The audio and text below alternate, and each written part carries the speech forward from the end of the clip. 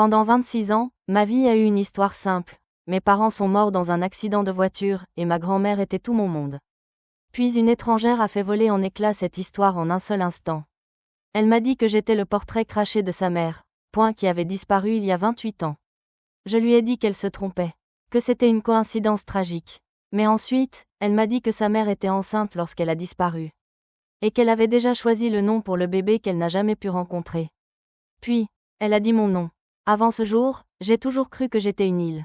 Mon nom est Eva, et pendant toutes mes 26 années, mon monde a été un petit territoire tranquille avec une population de 2, moi, et ma grand-mère, Marthe. Elle était l'architecte de ma vie, la gardienne de mon histoire, la femme qui, seule, a construit un monde pour moi après que le mien ait soi-disant brûlé avant même que je puisse former un souvenir des flammes. L'histoire officielle était claire, tragique et scellée. Mes parents, m'avait-elle dit, sont morts dans un horrible accident sur une route glissante quelque part en France quand je n'avais que quelques mois. Elle était tout ce qui me restait. Son chagrin était une présence silencieuse et constante dans notre petite maison, une ombre autour de laquelle j'ai appris à naviguer. Je n'ai jamais remis en question l'histoire. Pourquoi l'aurais-je fait? Son amour était une forteresse, et j'étais la princesse enfermée en toute sécurité à l'intérieur. Cela semblait si complet, si absolu, que je n'ai jamais pensé à demander de quoi, ou de qui, elle me protégeait. Son amour était la réponse à toutes les questions que je ne savais même pas avoir. Elle était mon soleil, ma lune et toutes mes étoiles. Elle m'a appris à lire, à faire sa célèbre tarte au citron meringuée, et à identifier chaque oiseau qui visitait le mangeoir devant la fenêtre de notre cuisine. C'était une femme de routine et d'une farouche discrétion. Notre vie était un scénario soigneusement établi. Nous ne prenions jamais de longues vacances. Nous n'avions pas de famille élargie à visiter pendant les fêtes. Toute question sur sa vie avant moi était accueillie par un sourire triste et un changement de sujet en douceur. Le passé est un pays tranquille, ma puce, disait-elle, il vaut mieux le laisser dormir. Et je l'ai fait. Pendant 24 ans, je l'ai laissé dormir. Quand elle est décédée il y a 2 ans, la forteresse s'est effondrée. Le silence qu'elle a laissé était si bruyant qu'il avait son propre rythme cardiaque, un battement constant dans l'appartement qui n'était désormais qu'à moi. L'appartement lui-même était plus un musée à sa mémoire qu'un foyer pour moi. Son fauteuil préféré était toujours dans le coin, ses lunettes de lecture soigneusement pliées sur la table d'appoint. Les murs étaient couverts du papier peint floral qu'elle avait choisi dans les années 90. Je travaille à la maison comme web designer freelance, un travail qui me permet d'exister entre ces murs, entouré par les fantômes de ses routines, le léger parfum de sa lavande collant encore au rideau. C'était une existence solitaire, mais c'était la mienne. C'était la seule que j'ai jamais connue. Pour combattre le silence, j'ai développé mes propres petites routines. L'une d'elles était un pèlerinage hebdomadaire au marché local d'une grande ville française. C'était ma seule interaction garantie avec les vivants, une explosion de couleurs et de bruits qui repoussait temporairement le calme gris de mon appartement. J'adorais son énergie, le son d'une fanfare locale jouant de la musique folklorique légèrement désaccordée, le brouhaha des familles, la beauté vibrante et chaotique d'une centaine de stands différents vendant de tout, du fromage artisanal au savon fait à la main. C'était un réconfort prévisible. Ce samedi a commencé comme n'importe quel autre. Le soleil était un invité rare et bienvenu, projetant de longues et chaudes raies à travers le sol de mon salon. J'ai attrapé mon sac en toile, celui avec un avocat dessiné dessus que ma grand-mère m'avait donné, et j'ai marché les 6 pâtés de maison jusqu'au marché. L'air sentait la terre humide, les baies sucrées, et la délicieuse promesse ténue du pain frais. Ma mission était simple, trouver les meilleures tomates pour une sauce que je prévoyais de faire, un petit acte de prendre soin de moi. J'ai trouvé le stand que je cherchais, un arc-en-ciel de produits entassés sur des tables en bois. J'étais absorbée par la tâche simple et agréable de choisir mes ingrédients. Je débattais des mérites d'une variété ancienne d'un rouge profond contre une poignée de tomates cerises douces et ensoleillées, une décision qui me semblait monumentale dans sa trivialité absolue. J'étais juste une fille achetant des tomates un samedi parfaitement normal. Je n'avais aucun moyen de savoir qu'à travers une pile de légumes aux couleurs vives, toute mon histoire me fixait du regard, et qu'elle était sur le point de parler pour la première fois. J'étais dans mon petit monde, un monde où le plus gros problème était le niveau d'acidité d'une tomate. C'est un type de paix spécifique, cette concentration banale. Et puis je l'ai senti. Un picotement dans ma nuque, l'attraction indéniable et magnétique d'un regard. Ce n'était pas le regard décontracté d'un passant. C'était lourd. C'était un regard avec une histoire, avec du poids. J'ai levé les yeux, scrutant la foule, et mes yeux se sont posés sur elle. Elle se tenait de l'autre côté du stand, près d'une exposition de confitures et de miel. Une femme qui semblait avoir une quarantaine d'années, vêtue d'une simple robe d'été bleue, ses cheveux foncés tirés en arrière en une queue de cheval lâche. Mais c'est son visage qui m'a figé sur place. Il était complètement blanc, vidé de toute couleur, comme si elle venait de voir un fantôme. Sa bouche était légèrement ouverte, et ses yeux, grands ouverts, mêlant incrédulité et quelque chose qui ressemblait terriblement à de la douleur, étaient fixés sur moi. Le sac en toile qu'elle tenait, rempli de pommes, lui a glissé des mains. J'ai entendu le bruit sec de leur chute sur l'asphalte, un son qui semblait percer le joyeux brouhaha du marché. Quelques pommes vertes ont roulé sous la table, s'arrêtant près de mes pieds. Mon premier instinct a été la simple bonté humaine. J'ai posé ma tomate et je me suis penchée pour en ramasser une. Ça va ? Ai-je demandé, lui tendant la pomme. Mais elle ne semblait pas la voir. Elle a fait quelques pas hésitants vers moi, contournant une famille avec une poussette, ses yeux ne quittant jamais mon visage. Je suis tellement désolée, a-t-elle commencé, sa voix un murmure tremblant. Je ne voulais pas regarder fixement. C'est juste que, elle s'est arrêtée, avalant difficilement. Vous êtes le portrait craché de ma mère. Je lui ai offert un sourire crispé et poli, du genre que l'on réserve aux étrangers qui disent quelque chose d'un peu trop personnel en public. C'est un réflexe social. Oh, waouh, je suppose que j'ai une de ces têtes, ai-je dit, espérant que ce serait la fin de l'histoire. C'était gênant, mais inoffensif. Les gens disent des choses comme ça tout le temps. Mais cette femme ne jouait pas selon le scénario social normal. Elle a secoué la tête, un petit mouvement violent. Une larme s'est échappée et a tracé un sillon sur sa joue. Non, a-t-elle insisté, sa voix prenant un ton désespéré. Vous ne comprenez pas, ce n'est pas juste une ressemblance. C'est tout. Elle a fait un pas de plus, et j'ai pu sentir le léger parfum de pluie sur ses vêtements. Ma mère, elle a disparu il y a 28 ans. L'air a quitté mes poumons dans un souffle silencieux. La joyeuse musique folklorique du kiosque voisin semblait se déformer et ralentir. Mon sourire poli me semblait un masque bon marché, figé et cassant sur mon visage. Cela venait de passer d'une simple rencontre gênante à quelque chose d'autre, d'entièrement différent. Quelque chose de lourd et de sombre. Mon esprit s'est emballé, essayant de trouver les mots justes, les condoléances appropriées, la bonne échappatoire. Que dites-vous à cela ? Toutes mes condoléances ? Cela sonne si creux. La femme était juste là, debout, son chagrin une blessure à vif, ouverte, au milieu d'un samedi ensoleillé. C'est drôle comme une seule phrase peut vous faire sentir comme la personne la plus seule dans un marché bondé. Un profond sentiment de décalage m'a envahi, une sensation d'être détaché du monde heureux et normal qui m'entourait. Cela me fait me demander d'où vous m'écoutez, de quelle ville ou de quel pays vous êtes. Si vous voulez partager, faites-le moi savoir dans les commentaires. C'est un étrange réconfort, de savoir que même lorsque votre monde penche sur son axe, d'autres personnes sont là, à écouter. Je la regardais fixement, la pomme verte toujours dans ma main, me sentant froide et lourde. J'ai ouvert la bouche pour dire quelque chose, n'importe quoi pour briser l'horrible silence chargé, mais aucun mot n'est sorti. Mon sourire avait disparu, remplacé par un masque de confusion figé. Et je pouvais voir dans ses yeux pleins de larmes, dans l'espoir désespéré qui y naissait, que le pire était encore à venir. Mon cerveau s'agitait, essayant de ranger cette femme dans une case nette et gérable. En deuil, instable, un triste cas de méprise. N'importe quoi pour protéger les murs fragiles de ma propre réalité. J'ai essayé de forcer un autre sourire poli, de dire quelque chose de gentil mais ferme qui mettrait fin à cette rencontre bizarre. Mais elle a parlé à nouveau avant que je puisse. C'est la façon dont tu inclines la tête quand tu penses, dit-elle, sa voix douce et perçante. Mon père disait toujours que ma mère ressemblait à un oiseau curieux quand elle faisait ça. Tu le fais en ce moment même. Ma tête s'est redressée d'un coup sec, une secousse de pur réflexe. Je n'avais même pas réalisé que je le faisais. Une vague de froid, aiguë et désagréable, m'a envahi.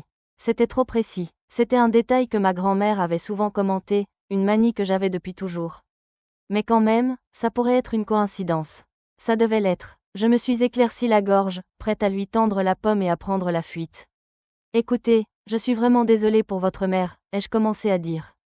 Elle avait une tache de naissance, m'a interrompu la femme, sa voix devenant plus forte, plus urgente, comme si elle cochait des éléments d'une liste que seule elle pouvait voir. Elle a pointé sa propre clavicule, le creux à la base de sa gorge.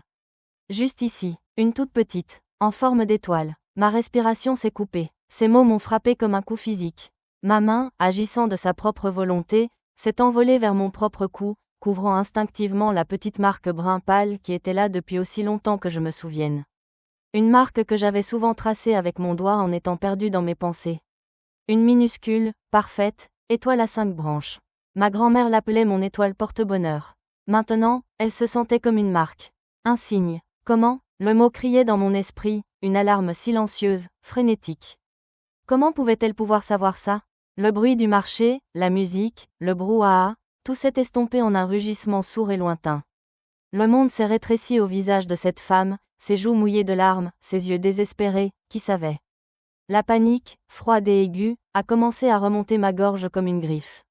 Ce n'était pas une coïncidence. C'était une impossibilité. Il fallait que je parte. J'ai fait un pas tremblant en arrière, laissant finalement tomber la pomme que j'étais encore en train de serrer. Elle est tombée avec un bruit sourd à côté de ses sœurs tombées. Je crois que vous vous trompez, bégayai-je, ma voix me semblant fine et étrangère. C'était ma dernière ligne de défense, le dernier bouclier de mon identité. Je m'appelle Eva. Vous me confondez avec quelqu'un d'autre. Je m'attendais à ce que ce soit le mot de la fin. Celui qui briserait enfin le sortilège. Au lieu de cela, ce fut celui qui a fait exploser le monde entier. Le visage de la femme, déjà pâle, s'est transformé. Ce n'était plus seulement un choc. C'était un étonnement profond, jusqu'à l'âme, la mine de quelqu'un qui venait de trouver la clé d'une serrure dont elle avait oublié l'existence. Ses lèvres se sont entr'ouvertes, et elle m'a murmuré mon nom en retour, mais cela a sonné comme une prière, comme une histoire de fantôme, comme un miracle. Eva, elle a pris une profonde inspiration tremblante, ses yeux se fixant sur les miens, et a prononcé les 5 mots qui allaient réécrire toute mon existence. Ma mère s'appelait Claire, puis, elle a porté le coup de grâce. Elle était enceinte quand elle a disparu. Elle avait déjà choisi un nom pour la petite fille qu'elle n'a jamais pu rencontrer. Une unique, dernière larme a roulé sur sa joue. Elle allait appeler Eva. Le temps s'est arrêté. Ou peut-être s'est-il brisé en 1 million de minuscules morceaux tranchants. Le nom, mon nom, est resté suspendu dans l'air entre nous, lourd et impossible. Ce n'était pas une coïncidence. C'était une clé tournant dans une serrure dont je n'avais jamais soupçonné l'existence, et le son était assourdissant. Chaque défense que j'avais construite, chaque explication logique, chaque faible mur de déni, a été anéanti en cet unique moment dévastateur. J'ai eu l'impression que le sol s'était littéralement dérobé, me laissant suspendu dans un vide vertigineux et terrifiant. Je n'ai pas dit un mot de plus. Je ne pouvais pas. Mon corps a pris le dessus, un instinct primitif de fuir hurlant à travers chaque cellule. Je me suis retournée et j'ai couru. Je n'ai pas regardé en arrière. J'ai bousculé quelqu'un, murmuré des excuses maladroites sans m'arrêter, et je me suis frayé un chemin à travers la foule dense et lente. J'ai couru devant la joyeuse fanfare folklorique, devant le stand vendant du pain fraîchement sorti du four, devant les enfants qui riaient. Tous vivaient dans un monde qui ne m'appartenait plus. Mon monde venait d'être exposé comme un mensonge fragile, mince comme du papier. J'ai couru jusqu'à ce que mes poumons brûlent et mes jambes me fassent mal. Les 6 pâtés de maison jusqu'à mon appartement se sont sentis comme un marathon à travers un pays étranger. Quand je suis finalement arrivé à ma porte, mes mains tremblaient si violemment que j'ai laissé tomber mes clés 2 fois avant de réussir à enfoncer la bonne dans la serrure. Je suis entré en trébuchant et j'ai claqué la porte, m'adossant contre elle, haletant pour un air qui me semblait trop rare. Le silence familier de mon appartement s'est précipité à ma rencontre, mais pour la première fois de ma vie, il n'était pas réconfortant. Il était sinistre. Mes yeux ont balayé le salon, ce musée soigneusement préservé de l'amour de ma grand-mère. Le papier peint floral semblait se moquer de moi, son motif joyeux cachant un sombre secret. Son fauteuil préféré dans le coin ressemblait à un trône de mensonges. Chaque objet, chaque photographie de moi enfant souriant joyeusement à ses côtés, était soudain suspect. Un accessoire dans une pièce de théâtre élaborée et à vie où j'étais la seule qui ne connaissait pas le script. Qui était-elle ? La femme qui me faisait des gâteaux, qui me lisait des histoires avant de dormir, qui me tenait quand j'étais malade. Qui était-elle, vraiment ? Était-ce réel ? Étais-je réel ? Mon esprit était une tempête. Une voix de la raison, faible et balbutiante, essayait d'argumenter. C'est une erreur. Une folle s'est accrochée à toi. C'est une coïncidence incroyable, astronomique. Mais une autre voix, froide et claire, a traversé le bruit. Une tache de naissance en forme d'étoile ? Exactement le même nom, peu commun, qu'elle avait choisi pour son bébé non-né ? La coïncidence a ses limites. Cela se sentait moins comme le hasard et plus comme le destin, une trajectoire de collision terrible et inévitable mise en mouvement il y a des décennies. C'est étonnant comme toute votre vie peut être définie par un seul moment dont tu n'as jamais su l'existence. Une décision prise en une fraction de seconde par quelqu'un d'autre dans le parking d'un hôpital il y a 28 ans avait dicté chaque jour de mon existence. Cela fait se demander combien d'autres vies sont façonnées par ces gonds invisibles du destin.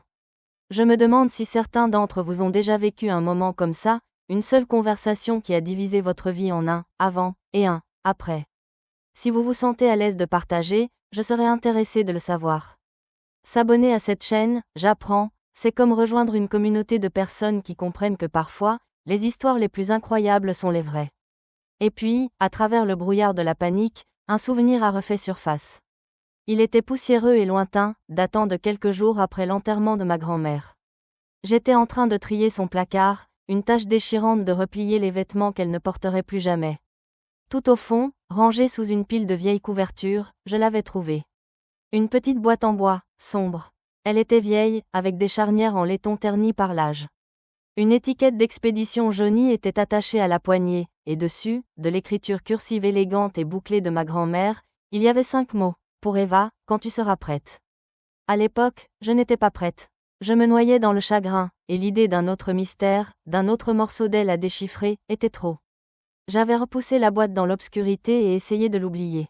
Jusqu'à maintenant. Soudain, j'étais prête. Je me suis précipitée sur mes pieds et je suis allée au placard de sa chambre, mon cœur martelant contre mes côtes. J'ai écarté les couvertures, et là, elle était, assise dans l'ombre, exactement comme je m'en souvenais.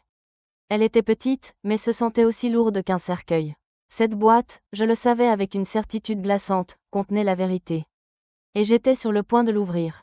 La boîte était étonnamment légère dans mes mains, ce qui la rendait d'une certaine manière plus menaçante. Je l'ai portée dans le salon comme si c'était une bombe non explosée et l'ai posée sur la vieille table basse, juste dans une tache de soleil d'après-midi. Des poussières dansaient dans la lumière, tourbillonnant autour d'elle. Pendant quelques longues secondes, je l'ai juste fixée, cette étiquette fanée avec son message cryptique, pour Eva, quand tu seras prête. Prête pour quoi? Voir toute mon identité démantelée? Découvrir que la femme qui m'a élevée était une menteuse? Ou pire, mes mains tremblaient encore, mais un nouveau sentiment commençait à percer la panique, une résolution froide et ferme. Je méritais de savoir, quoi qu'il y ait dedans, bon ou mauvais, c'était à moi. C'était l'histoire de ma vie, une histoire qui m'avait été cachée. J'ai délié la ficelle cassante qui tenait l'étiquette et j'ai soulevé le couvercle. Les charnières ont donné un grincement doux et plaintif, comme un soupir retenu pendant des décennies. L'odeur m'a frappé en premier. L'odeur de vieux papier, de cèdre, et quelque chose de légèrement floral, comme de la lavande séchée. À l'intérieur, ce n'était pas un trésor de secret. Seulement quelques objets, nichés sur un lit de papier de soie fané et jaunissant. Mes yeux se sont d'abord posés sur l'objet le plus important. C'était une photographie, un polaroid, ses couleurs délavées par le temps. Je l'ai ramassé avec une révérence qui me semblait étrange et contre nature. C'était une photo d'une jeune femme. Elle était debout dans ce qui ressemblait à un parc, la lumière du soleil filtrant à travers les feuilles d'un arbre derrière elle. Elle était belle, avec des cheveux foncés et ondulés et un sourire si large et joyeux qu'il semblait déborder du cadre. Elle portait une simple robe de maternité, et ses mains reposaient protectivement sur un ventre très proéminent, très enceinte. Et son visage, c'était mon visage. Pas une ressemblance. Ce n'était pas un cas de « tu lui ressembles tellement ». C'était moi, les mêmes yeux, le même nez, la même courbe des pommettes. C'était comme regarder une version de moi-même d'une autre époque, d'une autre vie. Une vie où j'étais heureuse et pleine d'espoir et sur le point de devenir mère. Une vie dont je n'avais jamais soupçonné l'existence. J'ai retourné la photo. Gribouillée au dos d'une écriture inconnue, il y avait 2 mots. Claire. 36 semaines. Ma respiration s'est bloquée dans ma gorge. Claire, le nom que la femme au marché avait dit. Ma mère. Mon regard est retombé dans la boîte. À côté de l'espace où avait été la photo se trouvait un minuscule bracelet d'hôpital en plastique. Ce qu'ils mettent au nouveau-né. Il était blanc délavé, les détails tapés dans une police faible et épaisse. Je l'ai ramassé, mes doigts à peine capables de le tenir ferme. Le nom sur le bracelet était « Bébé-fille du bois ». Et en dessous, un seul mot, impossible, Eva. C'était mon bracelet de naissance. Dubois, pas le nom que ma grand-mère m'avait donné. Pas le nom sur mon permis de conduire ou ma carte vitale. Dubois, le nom qui appartenait à la femme au marché. Anne Dubois, ma sœur. Cette pensée était si immense, si bouleversante, que mon esprit pouvait à peine la contenir. J'avais une sœur. Mes yeux, maintenant brouillés par les larmes, ont fouillé la boîte une dernière fois. Une seule chose restait, nichée dans le coin, pliée en un petit carré net. C'était un morceau de journal, jaunissant et cassant avec l'âge. Je l'ai soigneusement déplié. Le titre, saisissant et brutal, m'a sauté aux yeux, confirmant la terrible vérité qui se faisait jour depuis le marché. Femme enceinte locale disparaît du parking de l'hôpital. Claire Dubois, 24 ans, vue pour la dernière fois après un contrôle de routine. L'article était daté du 15 mai 1996. Il détaillait la recherche frénétique, la voiture abandonnée, la famille au cœur brisé implorant son retour en toute sécurité. Il mentionnait son mari, un homme nommé Michel. Mon père. Et il mentionnait sa fille de 4 ans, Anne, qui attendait maintenant une mère qui ne rentrerait jamais à la maison. J'ai laissé tomber le découpage. Il a flotté jusqu'au sol comme une feuille morte. La boîte avait fait son travail. Elle ne m'avait pas seulement donné la vérité, elle avait donné un coup de massue aux fondations de mon monde. La femme que j'appelais grand-mère n'était pas seulement une menteuse. C'était une kidnappeuse. Elle ne m'avait pas sauvée d'un incendie. Elle m'avait volé ma vie, ma mère, ma sœur. Et j'avais passé 26 ans à l'aimer pour ça. Le chagrin, la rage et la confusion tourbillonnaient en moi, un cocktail toxique et insupportable. La forteresse qu'elle avait construite n'avait pas été pour ma protection. C'était sa prison, et j'étais le prix qu'elle y avait enfermé avec elle. Je ne sais pas combien de temps je suis restée assise là, par terre, entourée par les décombres de ma propre histoire. Ce pouvaient être des minutes ou des heures. Le temps avait perdu tout sens. Le monde extérieur à ma fenêtre continuait, des voitures passaient, un chien aboyait au loin, mais à l'intérieur de mon appartement, j'étais figée en 1996, dans un parking d'hôpital dont je ne me souvenais pas, témoin d'un crime qui avait défini toute mon existence. Toute ma vie, chaque souvenir, était maintenant souillé, réfracté à travers le prisme de cette monstrueuse vérité. Chaque moment heureux de l'enfance était maintenant une scène de prise d'otage. Mon premier jour d'école, mes anniversaires, les matins de Noël. Ce n'étaient pas des souvenirs d'une grand-mère aimante, c'étaient les illusions soigneusement construites d'une kidnappeuse. La femme qui m'avait appris à faire des gâteaux avait volé une mère à son enfant. La femme qui avait embrassé mes genoux écorchés avait brisé une famille. L'amour immense, inconditionnel que j'avais ressenti pour elle toute ma vie s'était aigri en quelque chose d'amer et de méconnaissable. C'était un amour empoisonné, construit sur une fondation de cruauté inimaginable. Le nom Marthe, qui avait toujours signifié sécurité et foyer, avait maintenant le goût de cendre dans ma bouche. Qui était-elle? Quel genre de plaie béante dans l'âme d'une personne l'a conduit à commettre un tel acte? Voler une femme enceinte, prendre son bébé, puis élever cet enfant comme le sien, vivre chaque jour avec ce secret colossal et impardonnable? Le chagrin silencieux que j'avais toujours senti en elle n'était pas pour mes parents morts. C'était le spectre de son propre crime, le fantôme de la femme qu'elle avait détruite. Mes pensées se tournèrent vers Anne. Ma sœur. Le mot semblait étrange et précieux. Pendant que je vivais une vie tranquille et protégée, me croyant orpheline, elle était grandissant avec un vide dans le cœur, une mère disparue et une sœur qu'elle n'avait jamais connue. La femme au marché, son visage pâle, ravagé par le chagrin, me revint en mémoire. Les années de douleur étaient gravées sur ses traits. Et j'étais le fantôme vivant et respirant qui venait de réapparaître dans sa vie. Il fallait que je lui parle. Il fallait que je sache tout. Avec une poussée de détermination alimentée par l'adrénaline, j'ai saisi mon ordinateur portable sur la table basse. Mes doigts, tremblants encore, se sentaient maladroits sur le clavier. J'ai tapé le nom « Claire Dubois » dans la barre de recherche. Cette fois, je ne cherchais pas seulement un fantôme. Je cherchais ma famille. Les premiers résultats étaient de vieux articles de journaux, des versions numériques du découpage que je tenais en main. Mais alors je l'ai vu. Un lien vers un site commémoratif, une page simple et sincère avec un titre qui me serrait la poitrine, en mémoire de Claire Dubois. Jamais oublié, j'ai cliqué dessus. La page d'accueil était une photo de Claire, la même femme radieuse et enceinte que sur la Polaroid, mais celle-ci était en couleur. En dessous, il y avait un message. Ce site est géré par sa fille, Anne. Nous ne cesserons jamais de chercher des réponses. Elle nous manquera toujours. Ma sœur avait construit cela.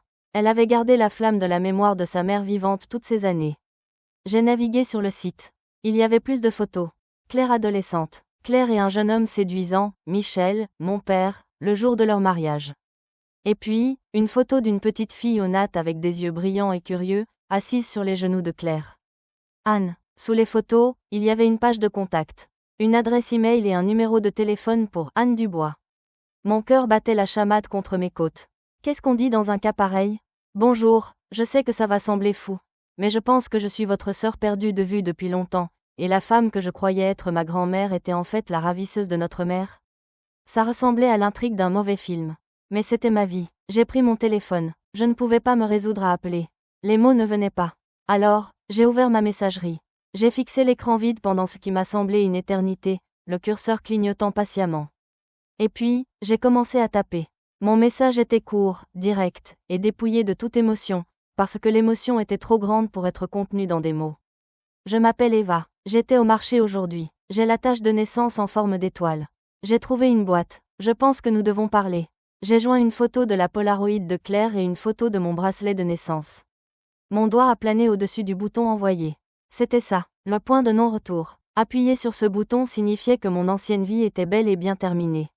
Il n'y aurait pas de retour à l'ignorance tranquille et simple d'être une île.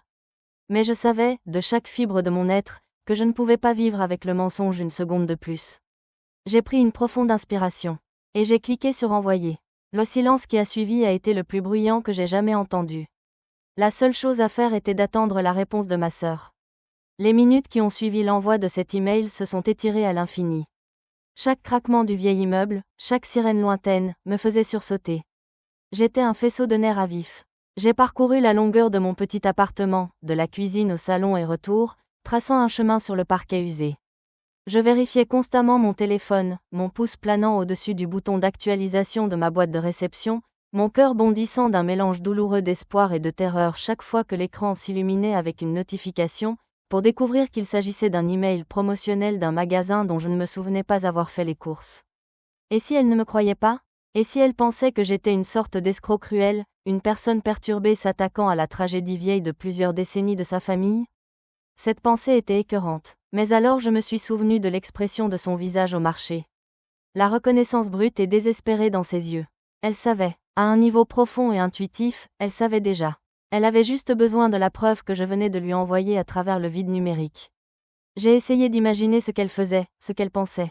Était-elle à la maison ? Était-elle avec sa famille ? Qu'est-ce que ça ferait de recevoir un email comme celui-là après 28 ans de silence ? C'était un coup de tonnerre, et je venais d'allumer la mèche et de la laisser tomber dans sa vie.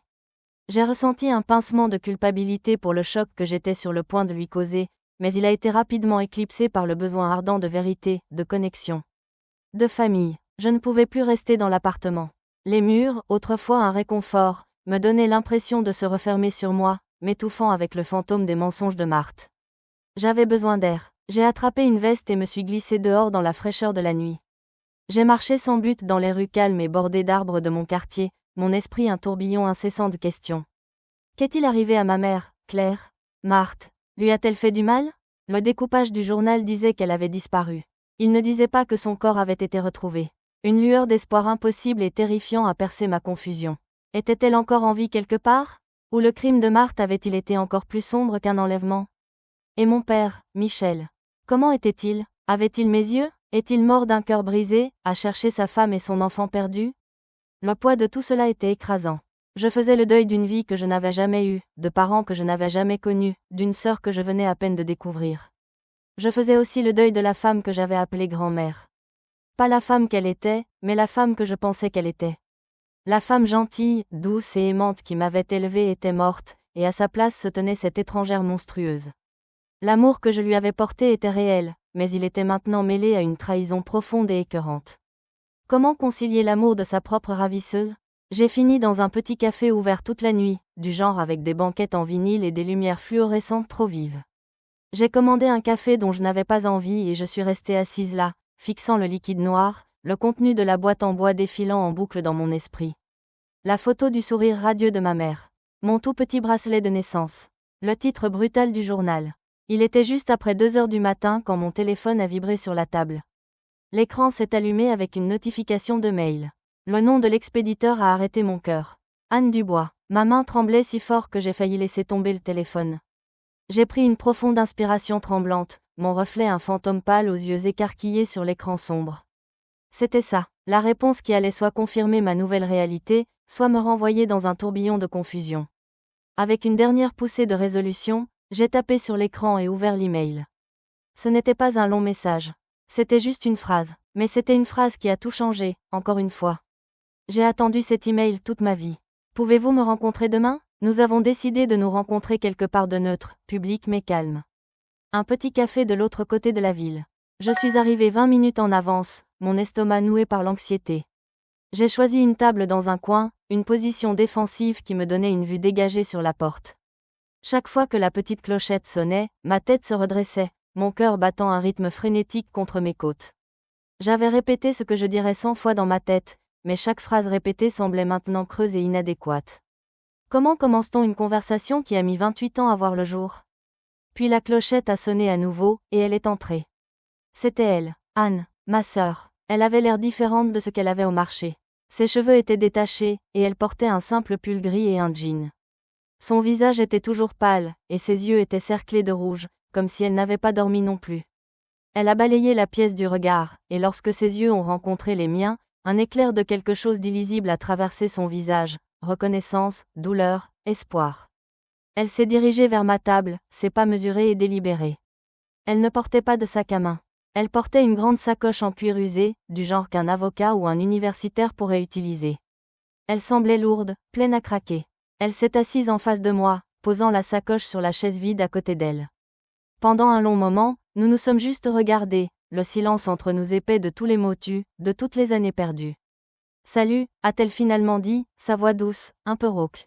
« Salut » ai-je réussi à répondre, ma propre voix à peine un murmure. Elle m'a offert un petit sourire larmoyant. « Tu lui ressembles vraiment, dit-elle. C'est troublant. Mon papa avait des photos d'elle partout dans la maison. J'ai l'impression d'avoir regardé ton visage toute ma vie. La mention de notre père a provoqué un pincement dans ma poitrine. Comment était-il ? Ai-je demandé, la question s'échappant avant que je puisse l'arrêter. Le sourire d'Anne s'est éteint, remplacé par une profonde tristesse. C'était l'homme le plus gentil que tu rencontreras jamais. Et le plus triste. Après Claire, après que maman a disparu, une partie de lui a disparu aussi. Il n'a jamais cessé de la chercher. Jamais. Chaque fois que le téléphone sonnait, chaque fois qu'on frappait à la porte, il pensait que c'était des nouvelles. Il est mort 5 ans après sa disparition. Une crise cardiaque. Les médecins ont dit que c'était son cœur, mais je sais qu'il est mort de chagrin. Les larmes me montèrent aux yeux. Je faisais le deuil d'un père que je n'avais jamais rencontré, un homme dont le cœur s'était brisé à cause de la perte de moi et de ma mère. Anne sembla sentir mon chagrin. Elle a cherché dans sa sacoche et en a sorti un classeur épais et lourd. Elle l'a posé sur la table entre nous. L'étiquette sur le dos disait simplement « Claire ». J'ai compilé cela pendant des années, expliqua-t-elle, sa voix gagnant une nouvelle force, un nouveau but. Tout, rapport de police, notes de détective privé, articles de journaux, entretiens avec ses amis et sa famille. Tout ce que j'ai pu trouver. Je devais comprendre ce qui s'était passé. Elle ouvrit le classeur. C'était une archive méticuleusement organisée d'une vie volée. La première page était une copie du rapport officiel de personnes disparues. Claire-Marie Dubois, âge 24 ans, cheveux bruns, yeux verts, 1m68, vue pour la dernière fois portant une robe de grossesse bleue. Je fixais la description clinique, en noir et blanc, de ma mère. Anne tourna la page. La police a d'abord soupçonné mon père. Ils le font toujours. Ils l'ont rapidement innocentée. Ensuite, ils ont pensé qu'elle s'était enfuie. Mais elle n'avait aucune raison de le faire. Elle était heureuse. Elle était excitée à l'idée d'avoir le bébé.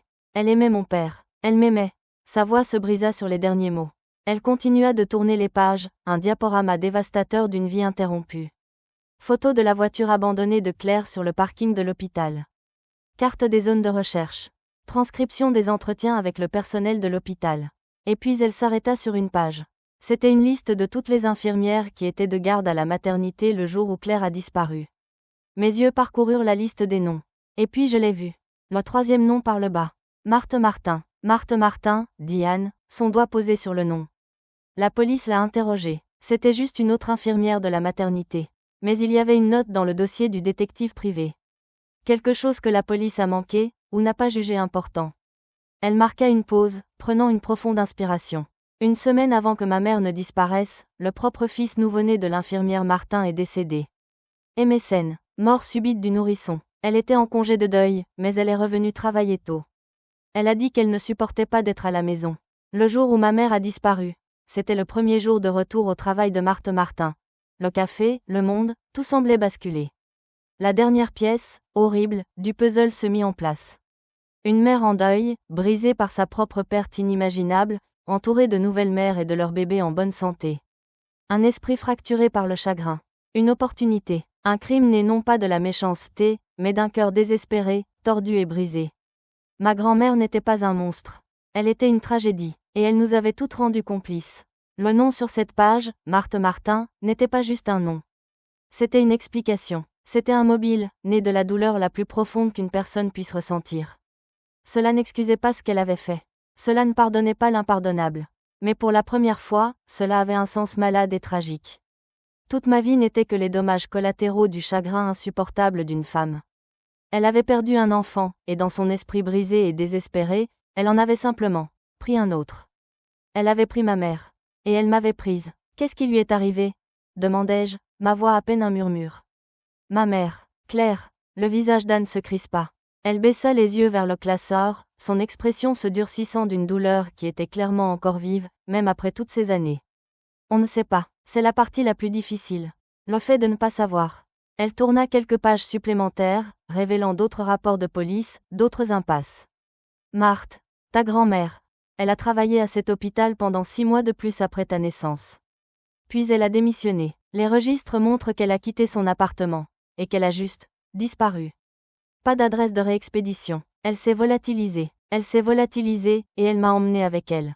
Elle a créé une identité entièrement nouvelle pour nous. Une nouvelle histoire. Une nouvelle vie construite sur les cendres d'une autre. La police pense qu'elle a emmené ma mère quelque part, continua Anne, sa voix basse et ferme, la voix de quelqu'un qui a répété cette histoire 1000 fois. Ils pensent que ma mère a accouché, et que Marthe, qu'elle s'est débarrassée de maman après. Ils ont cherché pendant des années. Ils n'ont jamais trouvé de corps. Ils n'ont jamais rien trouvé. Officiellement, Claire Dubois est toujours une personne disparue. Mais dans mon cœur, je sais qu'elle est partie. Le dernier tison vacillant d'espoir auquel je ne savais même pas que je m'accrochais s'est éteint. Ma mère était partie, vraiment partie. Une vague de chagrin, si puissante qu'elle était physiquement douloureuse, m'a submergée. Je faisais le deuil d'une femme que je n'avais jamais rencontrée, d'un visage que je ne connaissais que par une polaroïde délavée. J'ai mis ma tête dans mes mains, les larmes que j'avais retenues s'échappant enfin, chaudes et silencieuses. Anne a tendu la main par-dessus la table et, après un moment d'hésitation, a posé sa main sur mon bras. Son toucher était doux, incertain, mais il m'a ancré. C'était la première fois que ma sœur me touchait. Je suis tellement désolée, Eva, murmura-t-elle. Je suis tellement désolée que tu aies à découvrir ça comme ça.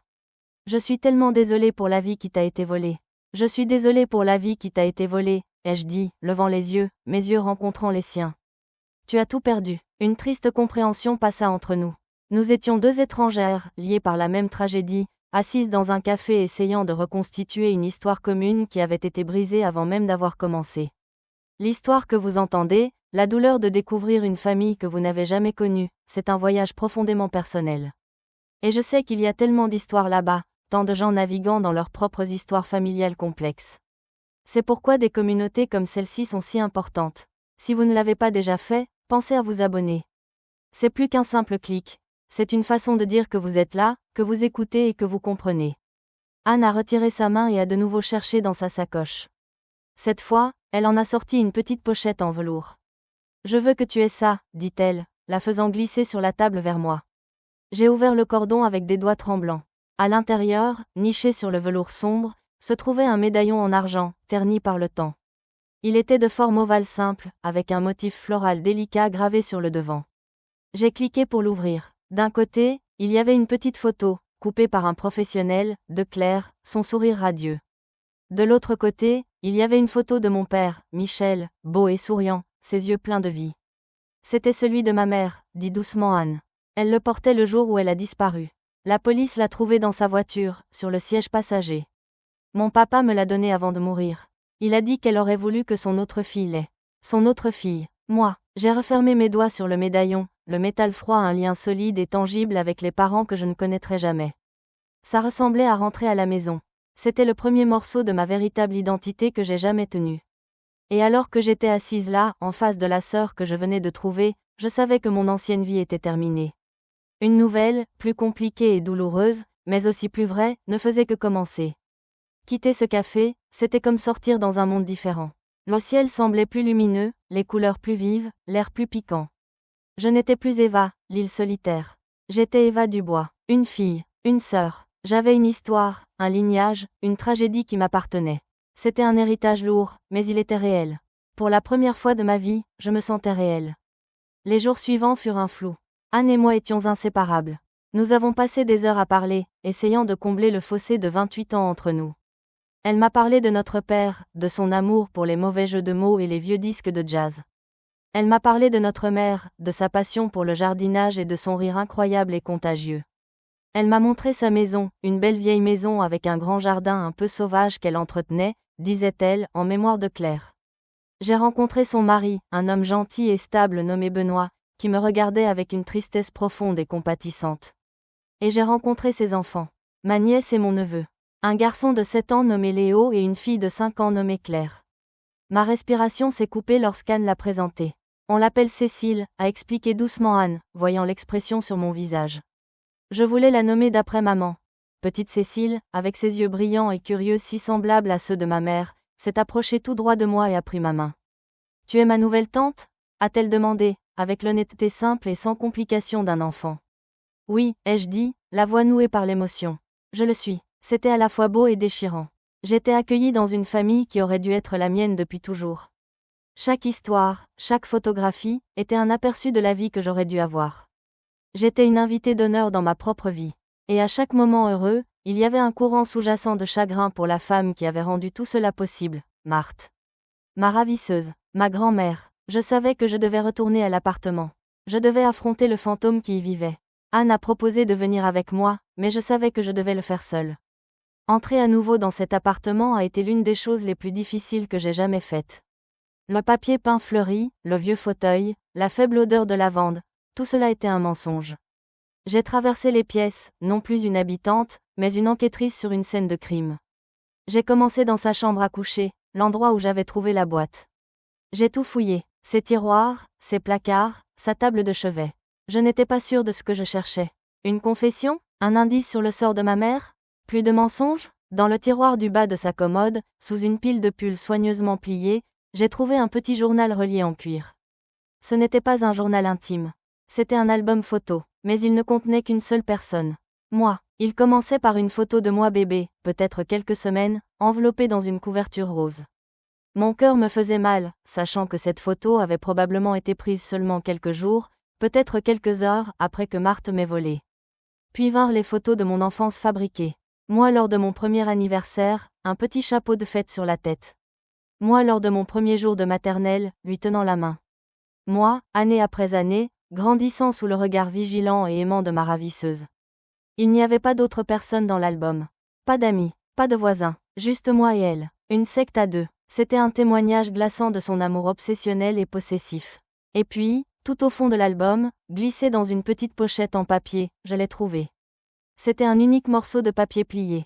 C'était une lettre. L'écriture était tremblante, l'encre délavée, mais c'était indubitablement la sienne. Et elle m'était adressée. La lettre commençait par 3 mots qui m'ont glacé le sang. « Ma très chère Eva », lisait-on. « Si tu lis ceci, cela signifie que je suis partie, et que tu as trouvé la boîte. Et cela signifie que tu sais. » Mes mains tremblaient en tenant la lettre. C'était ça, la confession, les derniers mots de la femme qui avait été à la fois ma sauveuse et ma geôlière. L'air dans la pièce devint épais, lourd du poids de son dernier secret. Je me suis assise sur le bord de son lit, le lit où je m'étais blottie tant de fois enfant lorsque je faisais un cauchemar, et j'ai commencé à lire. « Je sais que tu dois me haïr », continuait la lettre, son écriture cursive élégante contrastant fortement avec les mots monstrueux. « Tu en as tout à fait le droit. Ce que j'ai fait était un péché impardonnable.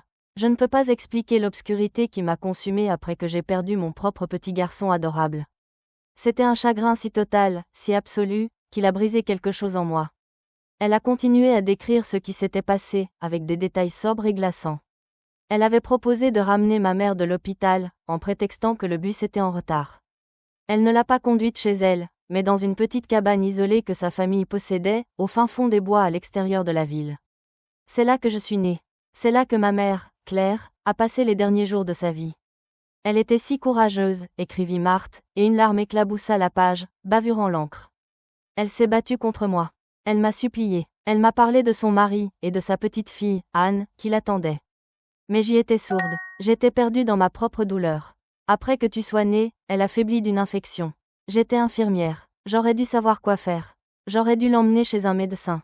Mais j'étais lâche. J'étais terrifiée d'être découverte. Je l'ai regardée s'éteindre. Un sanglot m'échappa, brut et rauque. Ma mère n'avait pas seulement été prise. Elle était morte seule, dans une cabane isolée, des mains d'une femme qui aurait pu la sauver. Le crime de Marthe n'était pas seulement un enlèvement. C'était un meurtre, par une négligence cruelle et délibérée. Réré l'ait enterrée dans les bois, sous un grand et vieux pin, confessait la lettre. J'ai marqué l'endroit. Je me suis dit que je l'avais fait pour qu'elle repose en paix, mais je connais la vérité. Je l'ai fait pour cacher mon péché. Je t'ai prise, ma douce Eva, et j'ai fui. Nous avons créé un nouveau nom, une nouvelle vie pour nous. Et chaque jour, pendant 28 ans, j'ai vécu avec le fantôme de ta mère, et avec l'immense, la suffocante culpabilité de mon crime. T'aimer était la seule chose vraie et pure dans ma vie. Mais je sais que mon amour était une cage. Je suis tellement désolée. Je sais que ce n'est pas suffisant. Ça ne le sera jamais. Et puis vint le paragraphe final, dévastateur. La cabane est toujours là. Personne n'y est allé depuis des décennies. Voici les indications. L'acte de propriété est à ton nom maintenant. Ce que tu feras de cette information te regarde. Tu peux aller à la police. Tu peux donner à ta mère l'enterrement qu'elle mérite. Tu peux donner à ta sœur la clôture qu'elle a cherchée toute sa vie. C'est la seule chose que je puisse te donner maintenant. La vérité. Adieu, ma chérie. Sache que, à ma manière brisée et terrible, je t'ai vraiment aimé. La lettre tomba de mes doigts. Les indications. Elle m'avait laissé des indications. Une carte menant à la tombe de ma mère. Je n'hésitais pas. Je saisis la lettre, les clés de ma voiture et mon téléphone. J'appelai Anne. Je sais où elle est, dis-je, ma voix tremblant d'une intention froide et claire. Je sais où est notre mère. Je vais la chercher, et je la ramène à la maison. Le trajet fut long, me menant à des heures de villes françaises comme Lyon, Bordeaux, etc. Loin dans les forêts denses et silencieuses des environs. Je suivis les indications méticuleuses de Marthe le long de routes de campagne sinueuses et, finalement, sur un chemin de terre si envahi par la végétation qu'il était à peine visible. Je laissai ma voiture et parcourus le dernier demi-kilomètre à pied, la lettre serrée dans ma main comme un talisman. Et puis je le vis. Exactement comme elle l'avait décrit. Une petite cabane délabrée, son toit affaissé, ses fenêtres sombres et vides. Et juste au-delà, un vieux pin imposant, ses branches tendues vers le ciel comme des bras en prière. Je marchais jusqu'au pied de l'arbre. Le sol était couvert d'une épaisse couche d'aiguilles de pin. Je m'agenouillais, mes doigts traçant les motifs dans la terre. C'était ça, c'était sa dernière demeure, ma mère. Je n'étais pas seule, je pouvais la sentir là. Après 28 ans de silence, je l'avais enfin trouvée. Et je fus saisie par une pensée unique et puissante. Il était temps de rendre justice. Pas seulement pour elle, mais pour nous toutes. L'appel à la police fut l'appel le plus facile et le plus difficile que j'ai jamais passé.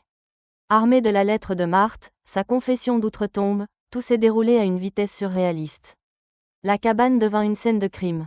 Équipe forensique, policiers et détectives envahirent l'endroit que j'avais trouvé si silencieux et immobile. Ils l'ont trouvé. Ils ont trouvé notre mère, exactement où Marthe avait dit qu'elle serait. Après 28 ans passés à être une personne disparue, un dossier non résolu, Claire-Marie Dubois pouvait enfin, officiellement, rentrer chez elle. Il n'y eut pas de procès pour Marthe. Elle avait déjà fait face à son propre jugement. Mais sa lettre a fourni la seule chose dont le système, et notre famille, avaient le plus besoin, une vérité définitive. L'affaire a été classée. Nous avons organisé des obsèques. Ce ne fut pas une affaire triste. C'était une célébration, une fête de bienvenue à la maison, avec 3 décennies de retard. Amis et famille des Dubois, des gens que je n'avais jamais rencontrés, sont venus de tout le pays. C'étaient des tantes, des oncles et des cousins dont je ne soupçonnais pas l'existence. Ils m'ont tous serré dans leurs bras, les larmes aux yeux, me racontant des histoires sur la femme vibrante, drôle et aimante qu'était ma mère. Ils me regardaient avec une sorte de merveille triste, le fantôme d'elle revenue. Debout là dans le cimetière, à côté de ma sœur, devant une pierre tombale qui portait enfin son nom, j'ai ressenti une profonde sensation de paix. Le nom sur la pierre disait « Claire-Marie Dubois. Mère bien-aimée, épouse et sœur. Perdue et retrouvée. » Anne me serra la main. « Merci, Eva, » murmura-t-elle, sa voix nouée par les larmes retenues. « Tu l'as ramenée à la maison. » Nous l'avons ramenée à la maison, corrigeai-je doucement. Mon ancienne vie, la vie dans cet appartement tranquille, est partie.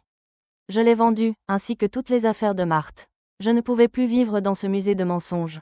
Je n'ai gardé que 2 choses, la boîte en bois avec mon bracelet de naissance, et le médaillon en argent avec les photos de mes parents, que je porte maintenant tous les jours. J'ai déménagé dans un nouvel endroit, une petite maison avec un petit bout de terrain derrière. Anne et moi y plantons un jardin. Un jardin pour Claire. La question de Marthe, de ma grand-mère, est une avec laquelle je lutterai probablement le reste de ma vie. Peut-on aimer quelqu'un et haïr ce qu'il a fait ? Peut-on chérir les souvenirs heureux tout en reconnaissant qu'ils ont été construits sur un crime monstrueux ? Je n'ai pas les réponses. Mais j'ai appris à tenir les 2 vérités à la fois. Je peux être reconnaissante pour l'amour qu'elle m'a donné, tout en exigeant justice pour la vie qu'elle a prise. Les 2 ne sont pas mutuellement exclusives. C'est la réalité compliquée, désordonnée de mon histoire. Je ne suis plus une île. Je fais partie d'un continent vaste et magnifique, une famille recousue par une vérité qui a refusé de rester enterrée. J'ai une sœur dont le rire devient mon son préféré. J'ai une nièce qui partage le nom de ma mère et ma propre inclination curieuse de la tête. J'ai un passé plein de douleurs, mais j'ai aussi un avenir qui est enfin, authentiquement, le mien. Mon nom est Eva Dubois. Je suis la fille de Claire et Michel. J'étais perdue, et maintenant, je suis retrouvée.